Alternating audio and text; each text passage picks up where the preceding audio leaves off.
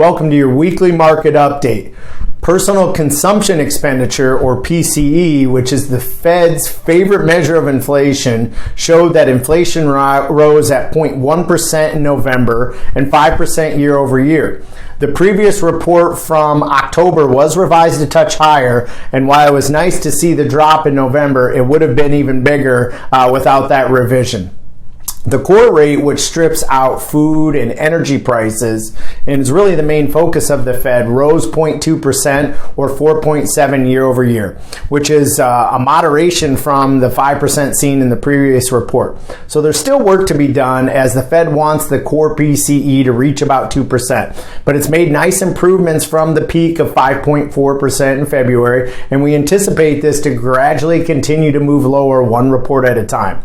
The headline number peaked at 7% in June and has now moved to 5.5%, which is a 1.5% decline.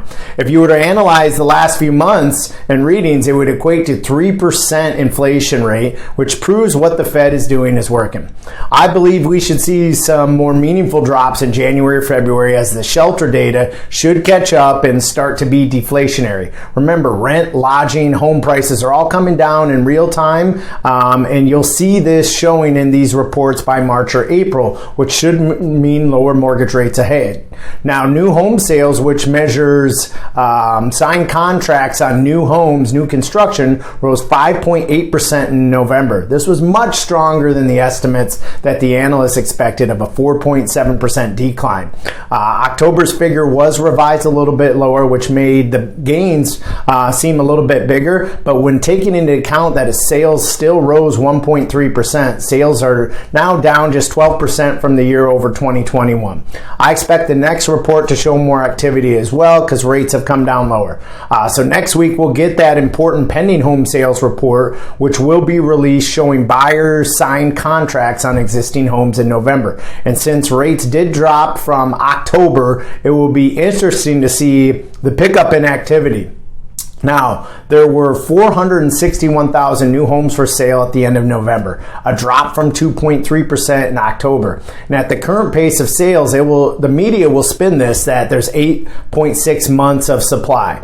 However, when you look at home sales versus how many homes are completed, there's only a 1.7 month supply. So don't let the media fool you by looking at housing starts, which is inventory of land, holes in land that haven't been completed. We need to look at the completed homes that are for sale, which are just 64,000 homes in our entire country, which once again is a 1.7 supply. So inventory is still very low. The housing market will remain strong as the supply, which is very limited, is lower than the demand, which are the number of buyers out there.